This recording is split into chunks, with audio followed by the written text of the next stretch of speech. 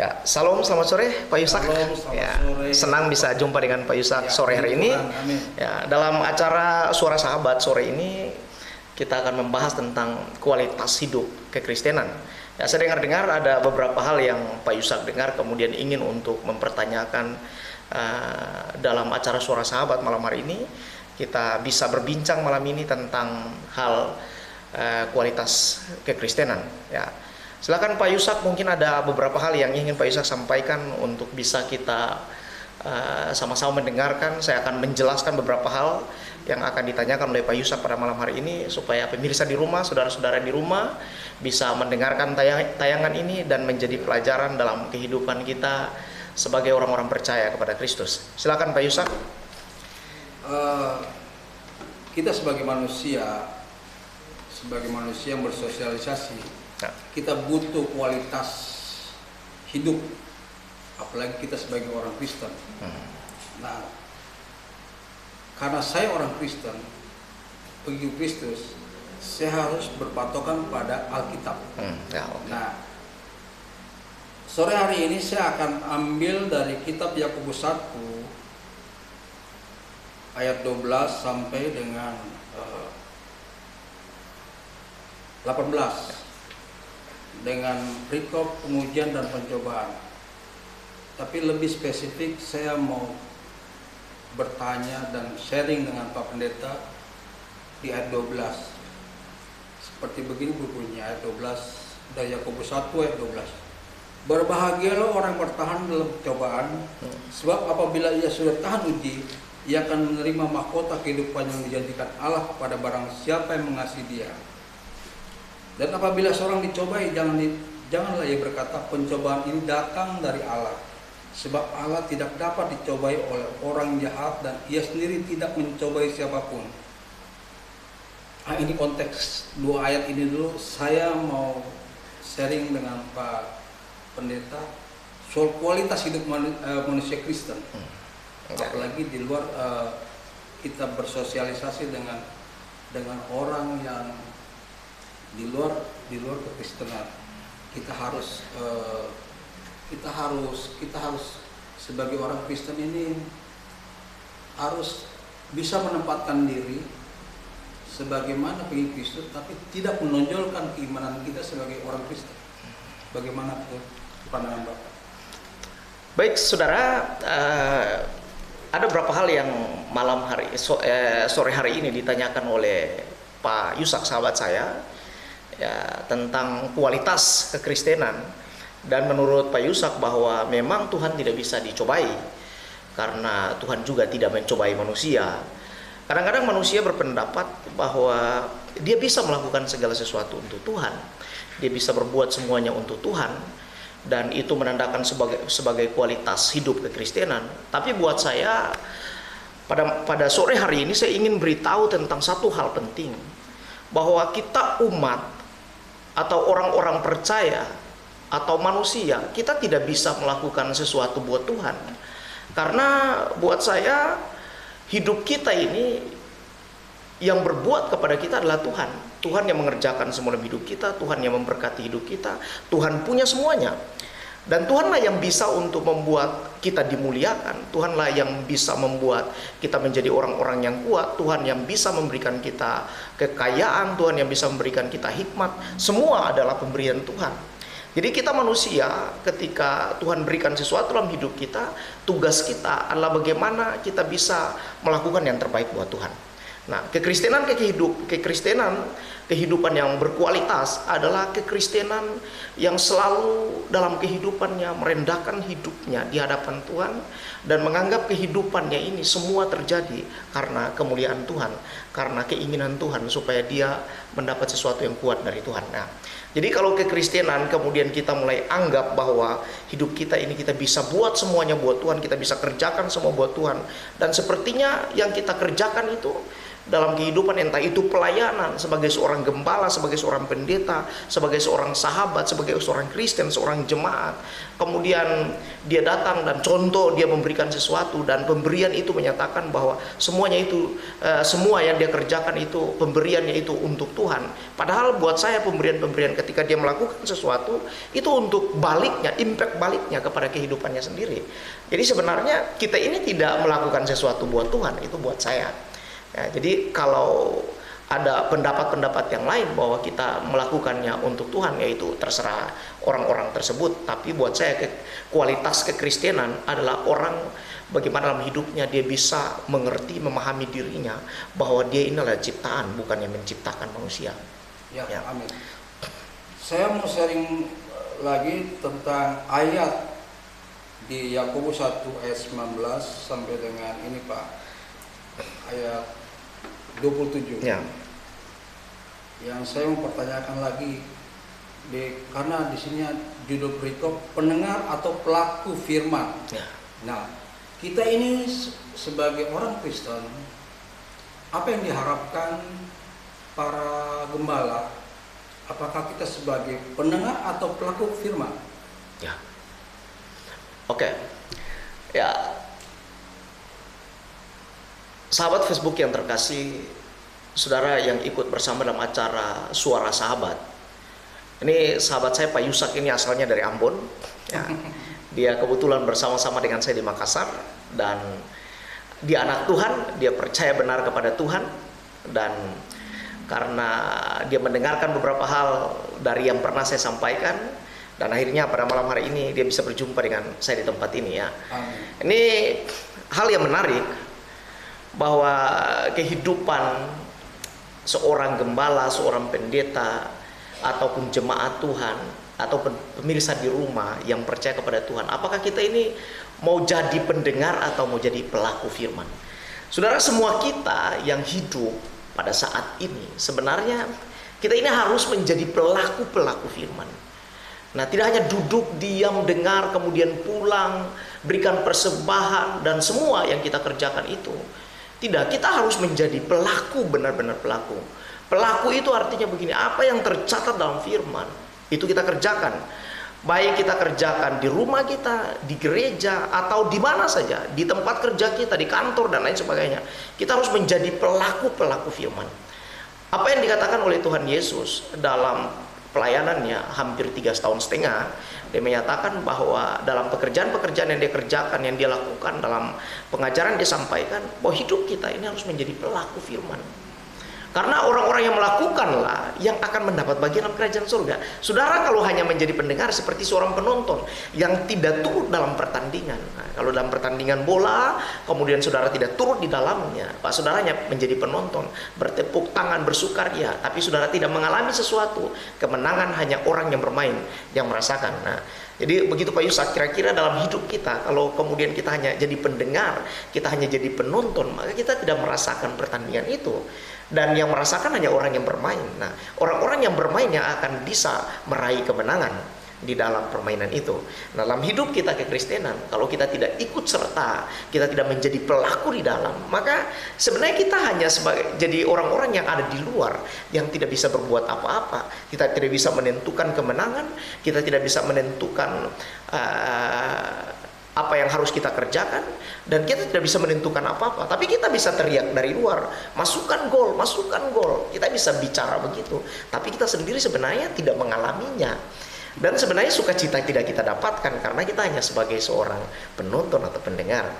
Nah, di dalam gereja Tuhan atau dalam gereja di mana kita beribadah, kita kalau hanya menjadi pendengar, maka kita tidak mengalami sesuatu. Nah, buat saya, orang yang tidak mengalami Tuhan, orang tidak berjumpa dengan Tuhan, dia harus bertobat lagi dalam hidupnya. Ya. Mungkin itu Pak Yusak ya. Saya mau tanya Pak, itu kita sebagai orang Kristen, iman Kristen kita di dalam komunitas kita. Tapi bagaimana kualitas iman Kristen sebagai pelaku firman di lingkungan sosial yang lebih luas? Karena kita hidup dengan dengan agama yang berbeda-beda, kita bersosialisasi dengan agama dan pemahaman yang berbeda-beda. Jangankan di luar kekristenan, dalam kekristenan saja itu akan terjadi satu perbedaan. Mungkin liturginya kah atau tata ibadahnya kah. Nah, bagaimana ini kualitas sebagai pelaku firman itu bisa diterapkan? Apakah ada ayat-ayat yang bisa dipakai sebagai untuk menguatkan firman dari Yakobus 1 ayat 9 ini, Yakobus 1 ayat 19 sampai 27 ini bisa menjadi acuan orang-orang Kristen, kita sebagai pengikut Kristus itu sebagai terang, sebagai pelaku-pelaku firman yang hidup di dalam lingkungan yang plural atau yang majemuk. Karena apakah kita konteksnya sebagai orang yang memang sebagai pengikut setia, mengikut salib Yesus Kristus dengan pola Tuhan Yesus, ataukah kita sebagai perilaku orang Kristen punya egosentris dengan keimanan yang merasa diri tinggi. Nah, sementara kalau konsep Tuhan Yesus itu harus kita jadilah terang dan siap memikul salib, penyangkal diri. Nah, konteks kualitas ini, iman Kristen ini bagaimana menurut Bapak? Oke, baik. Saya perlu menjelaskan dasar dulu dari iman dalam aplikasi kehidupan sehari-hari, karena orang hari-hari ini kadang-kadang iman juga iman konyol. Kemudian perbuatan juga perbuatan konyol sebenarnya. Jadi saya ingin menyampaikan begini, penting memang iman tanpa perbuatan itu Alkitab catat mati. Nah, kemudian perbuatan tanpa iman itu dosa. Jadi iman tanpa perbuatan itu mati, tapi perbuatan tanpa iman itu dosa. Jadi kalau saya melakukan sesuatu, Alkitab catat kalau tidak dengan percaya, maka kita berdosa sebenarnya. Ya, jadi makanya semua tentang firman, tentang kehidupan sehari-hari dalam hidup kita, ketika kita kerjakan semuanya atau kita lakukan semuanya, harus kita percaya itu terjadi. Ya. Kalau seandainya kita tidak percaya, kemudian kita mencoba untuk beriman dari yang tidak kita lakukan, wow, ini menjadi sesuatu yang kurang baik dalam hidup kita. Nah, itu sebabnya hari ini kualitas kehidupan seseorang itu bisa terjadi buat saya kalau dia percaya kepada Kristus. Kalau dia hidup dalam Kristus.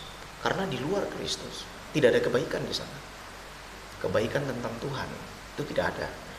Jadi hanya orang-orang yang hidup di dalam Kristus yang mengerti tentang bagaimana cara melakukan yang terbaik, bagaimana cara melakukan kebenaran, dan bagaimana cara menjadi pelaku-pelaku firman yang benar.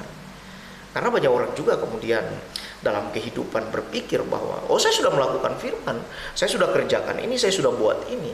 Padahal memang dari buahnya tidak kelihatan seperti itu. Jadi untuk kehidupan seseorang, kualitas hidup seseorang Kristen atau orang-orang atau manusia itu hanya bisa dilihat dari buahnya. Dia bicara apapun dalam hidupnya, tetapi kalau buahnya itu menunjukkan buah kebaikan, maka orang-orang ini yang terbaik. Jadi hari ini kita bicara apapun tentang Tuhan, tapi kemudian karakter hidup kita tidak sesuai dengan yang Tuhan mau, atau tidak sesuai dengan tertulis dalam firman, maka kita menjadi pendusta dalam hidup ini. Ya. Makanya memang kekristenan itu harus diberingi dengan buah-buah yang terjadi dalam hidupnya. Nah, inilah yang disebut dengan orang yang punya kualitas hidup. Kekristenan yang baik bisa ditunjukkan lewat buah-buahnya. Saudara bisa bicara, Pak Yusak bisa bicara, kemudian pemirsa juga bisa bicara bahwa saya ini adalah pengikut Tuhan, saya sudah melakukan firman, tapi kemudian buahnya tidak ada. Ada analogi satu, ya. Atau analogi Pak. Kalau buah yang masak dan matang dan enak dipandang, kebanyakan buah itu akan dilempar untuk diambil kan Pak. Ya. Bagaimana? Kita sebagai buah yang matang, kualitas iman kita itu matang sebagai pengikut Yesus, apakah kita siap dilempar? Oh. Analoginya bagaimana gitu? Oh ya, oke, luar biasa ya Pak Yusak. Memang ketika hidup kita semakin hari semakin baik, iblis juga tidak akan tinggal diam. Nah, ketika hidup kita semakin hari semakin bertumbuh, semakin hari menunjukkan bahwa dari pertama kita bayi tumbuh menjadi remaja, kemudian dewasa. Kalau dalam analogi buah tadi, dari mulai bunga, kemudian dia jadi buah, kemudian sekarang dia mau matang, dilihat orang, wow ini baik ini untuk dimakan, baik untuk dipandang. Sebenarnya kita hari-hari ini harus bersyukur kalau kemudian kehidupan kita dilihat orang, bahwa hidup kita semakin baik dan dia ingin menikmati hidup kita. Sebenarnya buat saya ini harus naikkan ucapan syukur ke Tuhan. Karena kalau kemudian kita menarik untuk dimakan orang, kita menarik untuk dilihat orang, wow, itu ini bicara kekristenan ya, bicara tentang kepercayaan, bicara tentang apa yang kita kerjakan. Kemudian kita menarik semua dalam pandangan orang. Buat saya itulah kualitas kekristenan. Dia telah menunjukkan sesuatu yang baik sehingga orang bisa melihat dari kehidupannya, wah, orang ini pantas untuk dinikmati, orang ini pantas untuk menjadi ini, orang ini pantas untuk hidup. Nah, kalau sudah begitu, orang bisa menikmatinya, dan kemudian kalau sudah dinikmati, maka itu menjadi sukacita tersendiri dalam hidup kita. Saya contohkan dalam kehidupan, kalau seandainya hidup kita Tuhan perintahkan lakukan, memberi, kemudian kita memberi, atau Tuhan katakan kerjakan ini dan kita kerjakan ini, waktu kita mengerjakannya, waktu kita memberikan sesuatu, maka ada sukacita tersendiri yang saya rasakan itu seperti sukacita surga yang terjadi dalam hidup saya. Nah, kalau kita menjadi pelaku-pelaku firman Tuhan dan sudah bisa menunjukkan aroma yang enak, sudah menunjukkan hasil yang baik, dan orang bisa melihat itu, wow, itu hal yang baik dan hal yang luar biasa. Ya, terima kasih pandangan rohani yang Bapak berikan pada saya, karena kita ini sebagai orang Kristen harus mendapatkan hikmat dari gembala-gembala atau pendeta yang memang kita anggap sebagai acuan untuk kita mendapatkan asupan rohani. Jadi itu saya dapatkan dari Pak Jerry sebagai pendeta dan gembala di tempat kami. Nah, ujian dan pencobaan yang seperti yang saya kupas di Yakobus 1 ayat 12 sampai dengan 27. Rupanya kesimpulannya kita sebagai pelaku firman dan siap untuk dilempar apabila disakiti ya Pak ya, disakiti. Karena orang kalau pakai analogi buah yang matang atau mangga yang matang itu sewaktu-waktu bisa memandang orang yang memikat hatinya untuk melempar, mengambil itu buah. Nah, tertarik dalam hatinya lah. Iya, tertarik dalam hatinya. Apakah kita siap? Ya. Atau saya secara pribadi siap untuk hadapi seperti itu? Karena ini kalau bicara lempar pasti sakit. Pasti sakit. Jatuh, ibaratnya kita akan jatuh. Nah, bagaimana pandangan Bapak dengan ayat ini agar kami sebagai jemaat yang Bapak pimpin ini bisa lebih kuat? Baik, saudaraku yang terkasih, mari kita lihat hari ini apa yang sudah kita bahas dan mengenai kehidupan, kualitas kehidupan kekristenan di acara Suara Sahabat. Saya berpikir satu hal, bahwa hidup ini hanya bisa baik, hanya bisa berguna kalau saudara tinggal di dalam Kristus dan Roh yang Kudusnya tinggal dalam kehidupan saya dan saudara. Nah, dalam hidup kita seperti di analogi tadi, bahwa ketika buah itu sudah matang, saudara bisa dilempar orang, saudara bisa mengalami sesuatu, saudara bisa mengalami ujian, saudara bisa mengalami pencobaan. Walaupun tadi kata Pak Yusuf dalam Alkitab mencatat bahwa pencobaan-pencobaan itu tidak pernah datangnya dari Tuhan, karena Tuhan tidak mencobai orang dan juga Tuhan tidak bisa dicobai. Tapi malam hari ini percayalah saudara, dalam kualitas hidup kita, kalau kita sudah tumbuh mulai dewasa, maka sebenarnya ada ujian dalam hidup kita. Ada sesuatu yang Tuhan mau buat dalam hidup kita. Nah, kalau hidup kita apakah layak atau berkenan di hadapan Tuhan atau tidak, ada ujian terjadi dalam hidup kita. Apa ujian itu?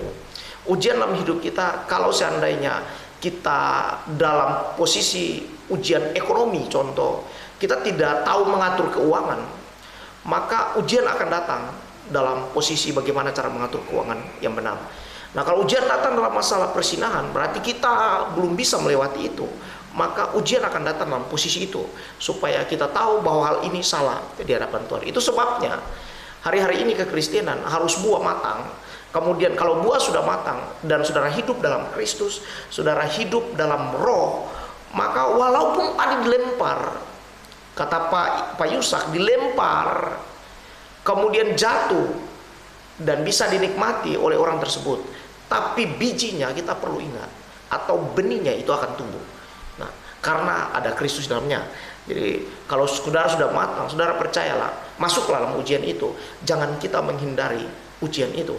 Kalau dalam, saya sampaikan aja dalam contoh, dalam berlayar kita di kapal ketika ada badai di depan, saudara, ada banyak orang kemudian mengambil keputusan untuk berbalik. Biasa berbalik itu mengalami kecelakaan.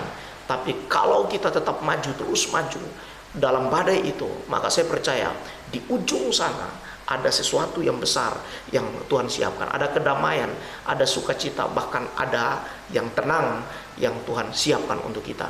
Saudara, dalam beberapa waktu saya kemudian ikut berlayar dan ada badai yang besar.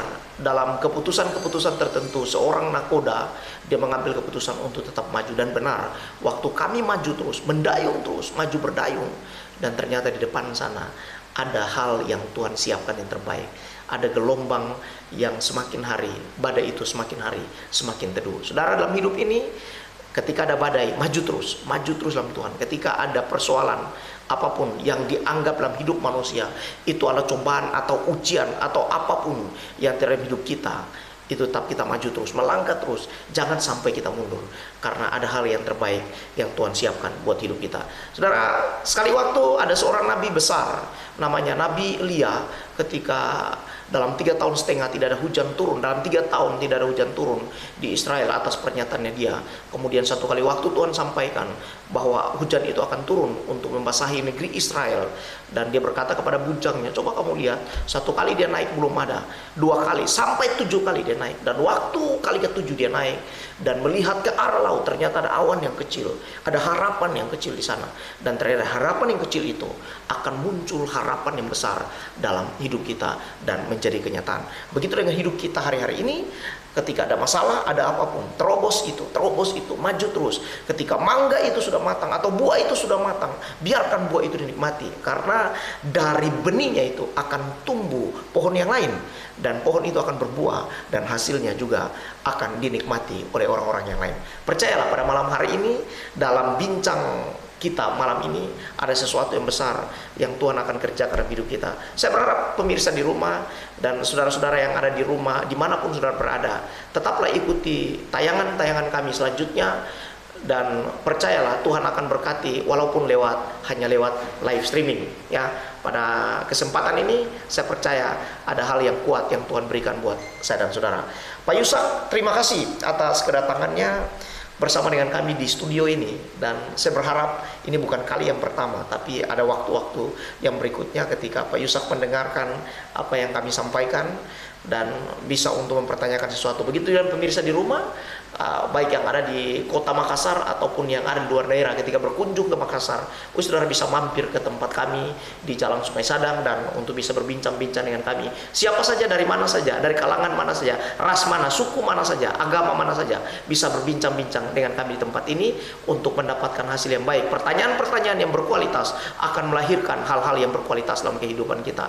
Hal-hal yang indah dalam hidup kita akan melahirkan hal-hal yang luar biasa juga dalam kehidupan kita. Buah yang tadi yang sudah jatuh, yang sudah matang, percayalah satu kali waktu Tuhan akan buat dia bertumbuh dan kita akan menikmati buah-buah yang lainnya.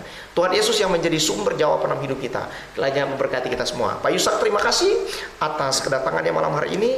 Biarlah kiranya berkat Tuhan melimpah buat Pak Yusak dimanapun Pak Yusak berada. Salam buat keluarga.